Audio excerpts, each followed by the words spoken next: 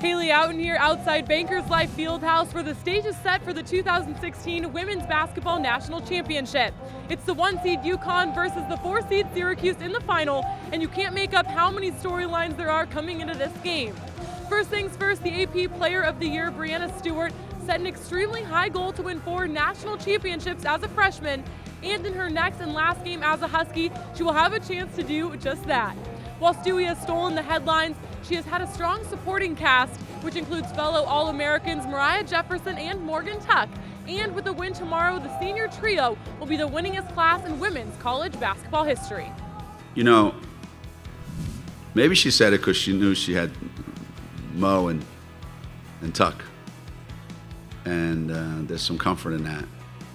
But having said it, and now being on the verge of being able to do it, those are amazing things that it's like a storybook. It's just, you couldn't, if you wrote it, they would think it was, a made-for-TV novel or something, miniseries. It just doesn't happen that way. It doesn't happen that way. And the fact that she's that close to it, and Mariah's that close to it, and Tuck is that close to it, you just got to admire it. You really do. You have to admire her. She's got a lot of guts. Stewie does, and she's.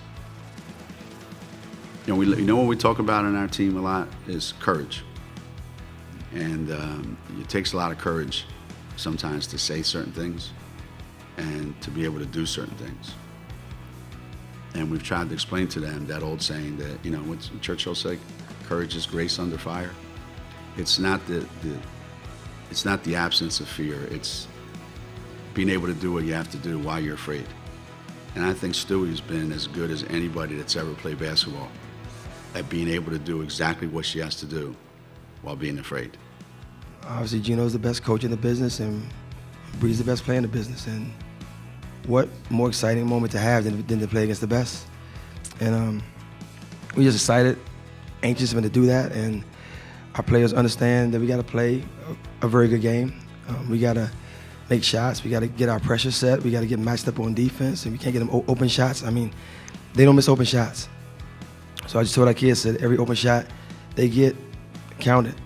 While this UConn team has been led by its senior leadership and veteran experience, you can't ignore the contributions of freshman Katie Lou Samuelson this season. The rookie left the game at halftime against Oregon State with a broken bone in her left foot and will watch her team from the sidelines Tuesday night. Samuelson started 22 games for UConn this year and became a mainstay in the Husky lineup about halfway through the season. Oriema said earlier today that he has never lost a player at this stage of the tournament, and it is a hard hit, no doubt. They will miss having another guard of her size out on the court tomorrow. I've never been through it before where it happens on that stage. We've been hit by injuries leading up to this moment in the Final Four that have derailed some great teams that we've had. But it's never happened, here between both games. So it's new for all of us. And Lou's a pretty sensitive kid, kind of emotional kid, and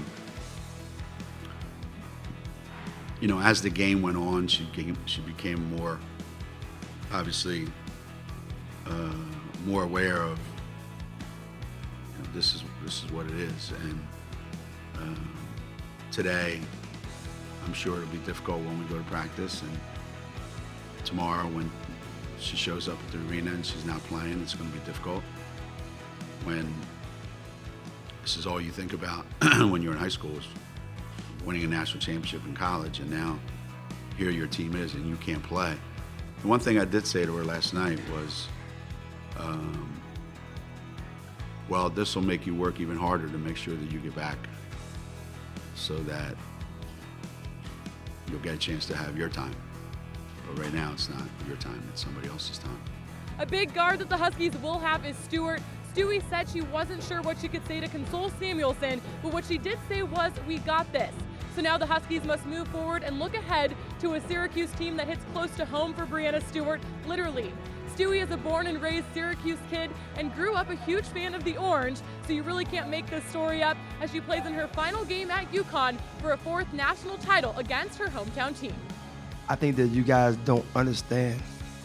This is a Syracuse kid who's doing well on a national stage. So every time they mention her, they mention Syracuse. It's great. And what a great story it is for a Syracuse kid, Syracuse, to be playing Syracuse. It's great. And Bree's a great kid. She's an unbelievable player.